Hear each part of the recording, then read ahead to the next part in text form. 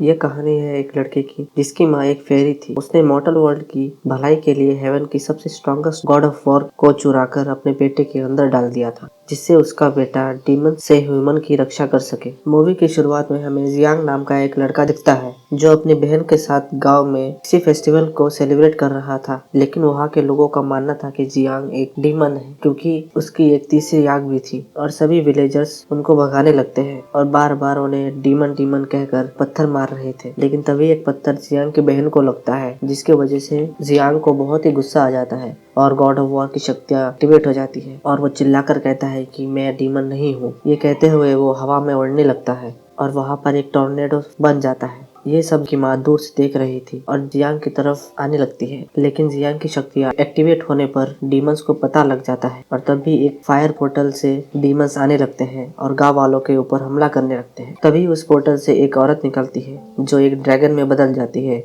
और जियांग का पीछा करने लगती है, क्योंकि उन सभी डीमंस को जियांग चाहिए होता है, जिससे कि डीमंस का लीडर जियांग की शक्तियाँ अब्सॉर्ब कर ले और सबसे ताकतवर बन जाए। और जब डीमंस जियांग को पकड़ने आते हैं तो जियांग की माँ जो एक फेरी थी अपनी तलवार से उन सभी डीमंस को मार देती है। उस फायर पोर्टल से एक और आदमी आता है जो कि इन डीमंस का लीडर होता है। उसका नाम लू शियाओ था और लू शियाओ को देखते ही जियांग की माँ हमला कर देती है, लेकिन वो बहुत ताकतवर था जिसके कारण एक ही बार में जियांग की माँ को बेहोश कर देता है, जिसके बाद लू शियाओ जियांग की थर्ड आई की शक्तियाँ एब्जॉर्ब करने लगता है। लेकिन उसकी माँ जाग जाती है और अपने बेटे और लोगों को बचाने के लिए खुद का बलिदान कर देती है और लू शियाओ को जमीन के गहराइयों में कैद कर देती है। अब मूवी में 15 साल बाद का समय दिखाया जाता है, जहाँ एक लड़की यापो नाम की ये कहानी कुछ बच्चों को सुना रही थी। तभी कुछ बदमाश आकर गांव वालों को सताने लगते हैं। इसके बाद कुछ गांव वाले और उन बदमाशों के बीच में हाथापाई होने लगी और ये सब जियांग और उसकी बहन छत के ऊपर से देख रहे थे और इसी हाथापाई में एक पत्थर जियांग की बहन को आकर लगता है और जियांग को बहुत गुस्सा आता है। फिर वो छत से नीचे उतरकर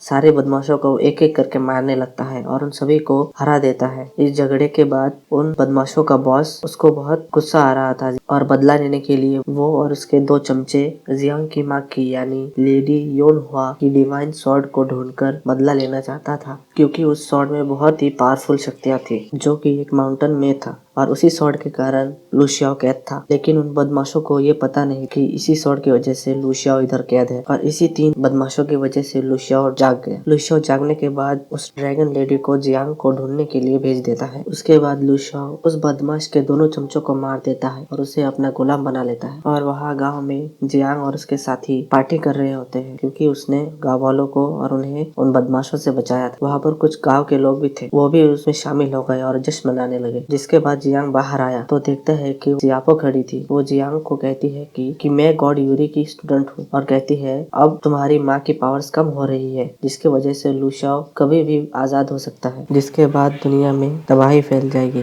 जिसके बाद जियापो जियांग को अपने साथ योगवाई माउंटेन में जाने के लिए कहती है ताकि जियापो का मास्टर उसे अपनी पावर्स को कंट्रोल करना सिखा सके। लेकिन जियांग इसके लिए राजी नहीं होता क्योंकि वह अपनी बहन को किसी भी खतरे में नहीं डालना चाहता था। ये कहकर जियांग वहाँ से चला जाता है। तभी वहाँ पर ड्रैगन आता देख गाँव के लोग घबरा जाते हैं और इधर उधर भागने लगते हैं और ये सब देखकर जियांग अपनी बहन को किसी सेफ जगह जाने के लिए कहकर दूसरी तरफ भागने लगता है, क्योंकि वो जानता है कि ये ड्रैगन उसी के लिए आया है। जब जियांग भाग रहा था तो उस ड्रैगन ने एक बड़ा सा पत्थर जियांग के ऊपर फेंकता है और वो जख्मी हो जाता है। तभी उसका दोस्त ड्रैगन का ध्यान अपने तरफ खींचते हुए जियांग को भाग जाने के लिए कहता है। तभी ड्रैगन ने उसे एक ही वार में मार दिया, जिसके बाद जियांग को बहुत गुस्सा आता है। तभी जियापो आकर ड्रैगन को चकमा देकर जियांग को लेकर टेलीपोर्ट हो जाती है। उसके बाद जियापो और जियांग दोनों गांव वालों के पास आते हैं और वो बताता है कि उसका दोस्त मर गया है। ये सुनकर सभी दोस्त रोने लगते हैं और जियांग इन सब का जिम्मेदार खुद को मानने लगा था और जियापो के साथ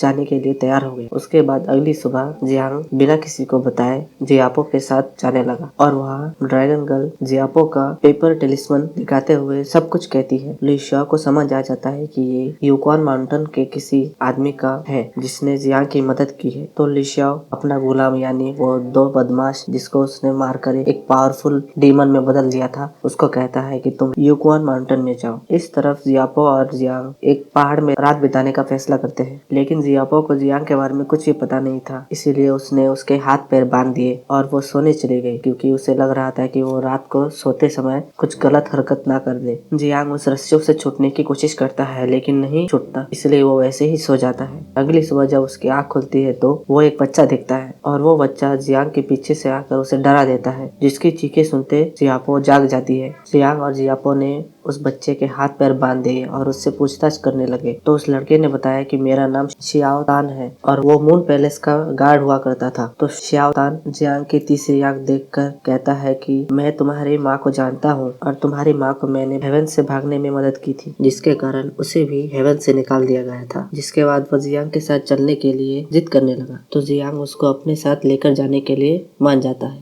जिसके बाद वो तीनों युक्वान माउंटेन के लिए निकल पड़ते हैं। रास्ते में वो तीनों बहुत मजे करते हैं, वो रिवर पार करने लगते हैं। जिसके बाद उन्हें एक इनविजिबल दीवार मिलती है, जिसको देखकर जियांग उसके बारे में पूछने जियापो बताती है कि ये युक्वान माउंटेन का एंट्रेंस है और ये तीनों वर्ल्ड का बॉर्डर भी है और यहाँ का समय बाहरी दुनिया से 3 गुना कम होता है, मतलब यहाँ बिताए एक दिन का वक्त वहाँ के 3 दिन के बराबर है। जिसके बाद वो तीनों वो माउंटेन में आ जाते हैं, जहाँ वो तीनों एक होटल में खाना खाने रुकते हैं, जहाँ पर जियापो जियांग को बताती है कि अगर मास्टर से मिलना है तो उसे एक एग्जाम पास करना होगा। तभी वहाँ की होटल ओनर आ जाती है और वो जियापो को पहले से ही जानती थी, तो जियापो के साथ जियांग को देखकर ओनर उसके साथ फ्लर्ट करने लगती है। लेकिन जब जियापो बताती है कि ये गॉड यूरिन से मिलने आया है, तो वो जियांग को लेकर ऊपर फ्लोर में आ जाती है, जो बताती है कि यहाँ पर 4 रूम है, जिसमें फायर, माउंटेन, विंड और फॉरेस्ट की पावर है। यहाँ पर किसी भी एक रूम को चूज करके अपना एग्जाम दे सकते हो, पर हर बार तुम्हें रूम में एंटर करने के लिए पे करना होगा। फिर जियांग को कुछ पैसे देकर फॉरेस्ट वाले रूम में चला जाता है, जहाँ उसे उसकी एग्जामिनर दिखती है, जो कि उसे एक किक करके रूम से बाहर फेंक देती है। फिर जियांग पैसे देकर फिर से दूसरे रूम में चला जाता है, लेकिन वहाँ का एग्जामिनर जियांग को बाहर फेंक देता है और ऐसे ही जियांग बारी बारी हर रूम में जाता है, लेकिन वो लोग उसे बाहर फेंक देते हैं और वो एग्जाम में फेल हो जाता है। होटल के सारे लोग उसका मजाक उड़ाने लगते हैं और जियांग निराश होकर होटल से बाहर आ जाता है और जियापो भी वहाँ पर आ जाती है और कहती है कि तुम अपनी थर्ड आई की पावर क्यों नहीं इस्तेमाल करते। तो जियांग उसे बताता है कि उसके माँ के मरने के बाद उसकी थर्ड आई अपने आप बंद हो गई और उसकी सारी पावर खत्म हो गई। उसके बाद दोनों अपने अपने बारे में बात करने लगते हैं और फिर जियापो जियांग को और एक बार एग्जाम देने के लिए मना लेती है। उसके बाद वो तीनों होटल के ओनर से यहाँ पर कुछ दिनों के लिए रुकने के लिए परमिशन मांगने लगते हैं, जिसके बाद वो ओनर नहीं मानती है। लेकिन जब जियांग बहुत सारे पैसे देता है तो वो ओनर उसे रहने के लिए परमिशन दे देते हैं, लेकिन कहती है कि तुम लोगों को यहाँ पर काम करना होगा। फिर सभी रात को डिनर करने के लिए आ जाते हैं, जहाँ पर वो सभी एग्जामिनर्स डिनर करने के लिए आए होते हैं। लेकिन तभी देखता है कि विंड पावर वाले रूम का एक इंस्ट्रक्टर अकेले बैठकर डिनर कर रहा होता है, लेकिन बाकी एग्जामिनर्स बच्चों की तरह खाने के लिए लड़ाई कर रहे थे। ये सब देखकर जियापो को बहुत हंसी आ रही थी। अगली सुबह से जियांग उन सभी ट्रेनर्स से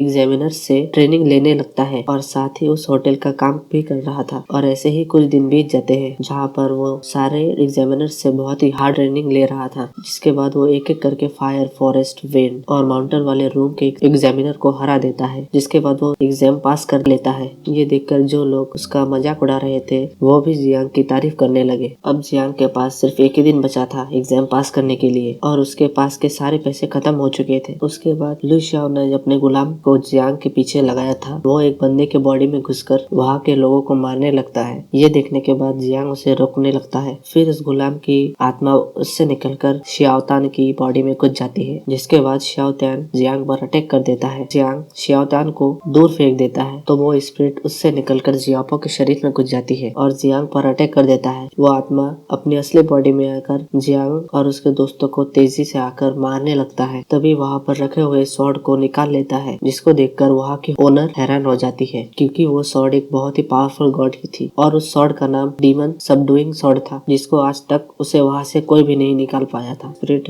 जियांग के अंदर घुस जाती है और उसके बॉडी बॉडी को कंट्रोल करने की कोशिश करती है तो जियांग को विंड रूम वाले इंस्ट्रक्टर की बातें याद आती है, जिन्होंने उसे कहा था कि चाहे सिचुएशन जैसी ही हो, हमेशा अपने मन को शांत रखना। और जियांग शांत होने की कोशिश करता है, जिसके बाद स्वॉर्ड को अपने ही शरीर में घुसा देता है, जिसके कारण वो डीमन स्पिरिट उधर ही मर जाती है। वो डीमन सबडुइंग स्वॉर्ड एक चमचमाती नई स्वॉर्ड में बदल जाती है, जिसे देखकर वो ओनर बहुत खुश होती है और बोलती है डीमन सबडुइंग स्वॉर्ड ने अपने नए ओनर को चूज कर लिया है। तभी वहाँ विंड मास्टर आकर जियांग को पास कर देता है और कहता है कि तुम अब यूक्वान माउंटेन में जा सकते हो, लेकिन मेरी बताई हुई बात को कभी नहीं भूलना। ये सुन जियांग बहुत खुश हो जाता है, जिसके बाद जियांग, जियापो और शावतान तीनों यूक्वान माउंटेन में आ जाते हैं। तभी डीमन गर्ल उन पर हमला कर देती है, जिनसे वो तीनों अकेले ही फाइट करने लगते हैं। लेकिन वो ड्रैगन गर्ल बहुत ही पावरफुल थी और वो जियांग को इंजर्ड करके लेक में गिरा देती है, जिससे जियांग बेहोश हो जाता है। जिसके बाद वो ड्रैगन जियांग को निकलने लगती है। जियांग को हम उसके कॉन्शियस माइंड में देखते हैं, जहाँ गॉड यूरिन आकर कहता है कि उसकी माँ पूरे वर्ल्ड में शांति बनाए रखने के लिए अपना सेक्रीफाइस कर दिया, लेकिन एक बार फिर से तीनों वर्ल्ड में तबाही आने वाली है, इसीलिए तुम्हें अपने लोगों को बचाना पड़ेगा। इसलिए तुम्हें अपने गॉड ऑफ वॉर के पावर को पहचानना होगा। तो जियांग को उसे अपने दोस्त और अपनी बहन की याद आने लगती है और गॉड यूरी से अपने थर्ड आई को एक्टिवेट करने का तरीका पूछता है। तो वो जियांग की थर्ड आई को एक्टिवेट कर देते हैं और बोलते हैं कि अब सब तुम पर डिपेंड है। इधर रियल वर्ल्ड में जियांग को होश आ जाता है, जिसके बाद वो अपनी स्वॉर्ड को बुलाते हुए उस स्वॉर्ड को ड्रैगन के अंदर घुसा देता है और वहाँ लेक के बाहर सभी डीमन जियापो के ऊपर भारी पड़ रहे थे। तभी जियांग लेक से बाहर आकर अपने गॉड वाले रूप में सभी डीमन को एक ही अटैक में मार देता है। वहाँ जियांग की थर्ड आई एक्टिवेट हो चुकी थी और उसका स्वॉर्ड एक ट्राइडेंट में बदल चुकी थी, जिसके बाद वो फ्लाई करते हुए उस प्लेस पर आ जाता है जहाँ लू शाओ कैद था। जियांग को देखकर लू शाओ हंसते हुए बोलने लगता है कि जिस तरह तुम्हारी माँ 15 साल पहले मरी थी, उसी तरह तुम भी आज मारे जाओगे। ये सुनकर जियांग गुस्से में लू शाओ पर अटैक करने जाता है, लेकिन लू शाओ बहुत ही पावरफुल था और साथ ही उसको फाइटिंग का बहुत अनुभव था और वो जियांग पर भारी पड़ रहा था। तो लू शाओ जियांग की थर्ड आई की पावर अपने अंदर एब्जॉर्ब कर लेता है, जिसके कारण उसे उसकी रियल बॉडी मिल जाती है। जिसके बाद लू शाओ जियांग पर अटैक करने के लिए आगे बढ़ता है। तभी वहाँ पर जियापो आकर लू शाओ पर अटैक कर देती है, लेकिन वो जियापो पर अटैक करके उसे काफी इंजर्ड कर देता है और उसकी सारी